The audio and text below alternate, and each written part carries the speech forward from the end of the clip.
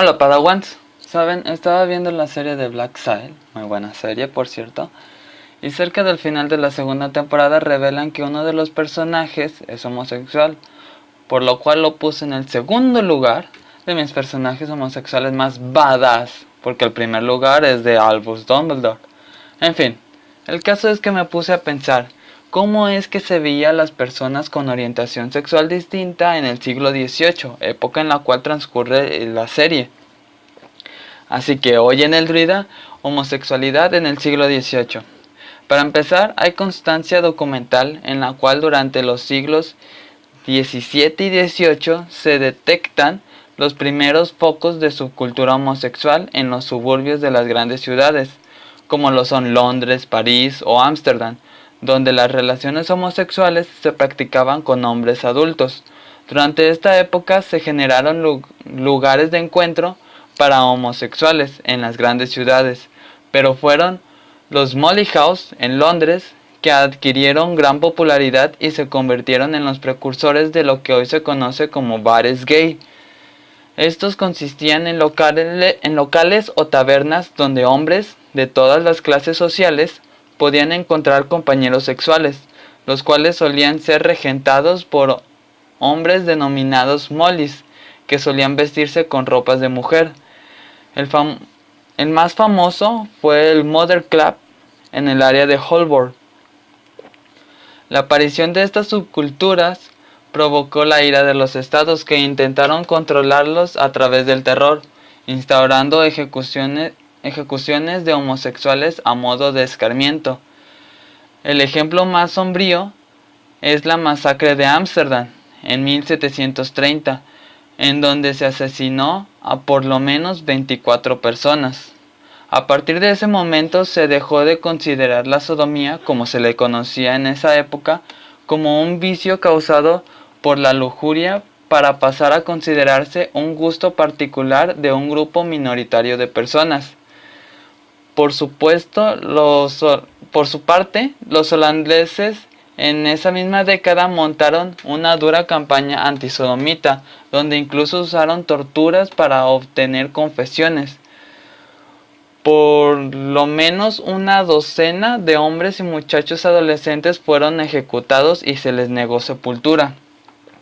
A pesar de ello, a lo largo del siglo XVIII, la cuestión de la pena de muerte por sodomía comenzó a reconsiderarse, debido a que tenían esta loca idea innovadora de que los juicios podrían generar una publicidad al acto de cara a la comunidad civil, la cual no debía estar familiarizada con esta clase de asuntos. Con el fin de mantener ocultos estos hechos, las autoridades de la mayoría de los países preferían evitar los juicios e imponer sanciones más leves, modificando las penas en algunos lugares. Pero todo esto, en el caso de los varones homosexuales, los castigos que se imponían oscilaban entre las simples amonestaciones por parte de los policías, el arresto de varias semanas o hasta llegar incluso a la pena de muerte. En Alemania, la última ejecución tuvo lugar en 1726, en la que el acusado había violado a un chico, mientras que en Francia, en 1750, la muerte en la hoguera de dos trabajadores que habían sido vistos durante la noche practicando la sodomía en una calle de París fue la última pena de muerte ejecutada por un supuesto delito de sodomía, que no entrañaba una acusación por agresión o asesinato. Por otro lado, en la tierra donde los machos alfa lomo plateado montan osos salvajes por diversión, en Rusia, durante el reinado de Pedro el Grande, comenzaron a darse cuenta de que estas prácticas, las cuales habían tomado como algo habitual durante más de un milenio, eran vistas con horror, desagrado y furia por aquellos que vivían en las supuestas naciones más civilizadas de Occidente. Por ello, en el siglo XVIII comenzó a ocultarse. Pero hay algo que se nos está pasando, y es el caso de las mujeres homosexuales. ¿Qué es lo que pasaba con ellas? Pues bien, para ello hay que regresar un poco al siglo XVII para dar un poco más de contexto, y es que las prácticas entre mujeres se incluían como crimen capital, y existen numerosas evidencias de que las relaciones afectivos sexuales entre mujeres no se encontraban exentas en modo alguno de esta conceptualización, así como de su criminalización.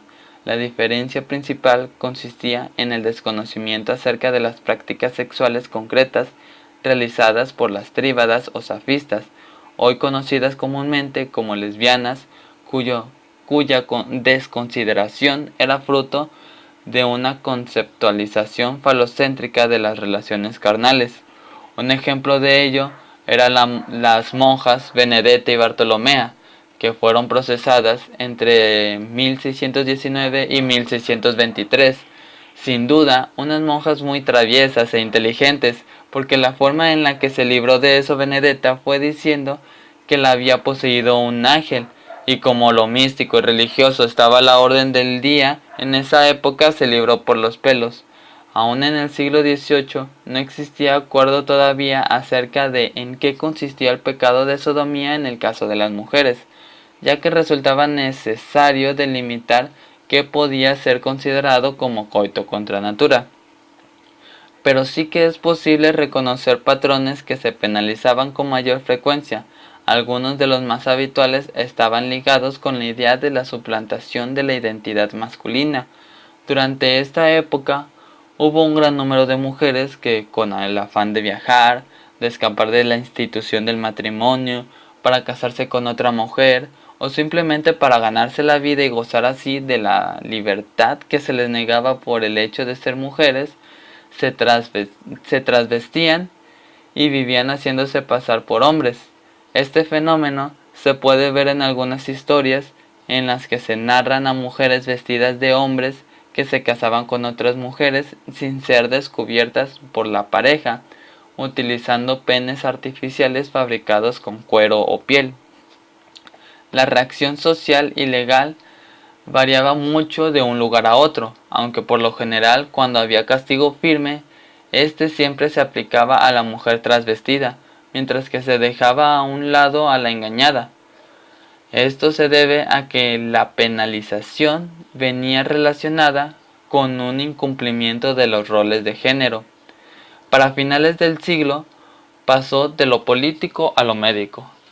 Esto se originó debido a que misioneros franceses se llegaron a encontrar con diversas tribus indígenas que adoptaban comportamientos de una mujer vistiendo ropajes y asumiendo dichos roles, estableciendo relaciones de pareja con otros hombres. A ellos se les llamaba con el nombre de verdage.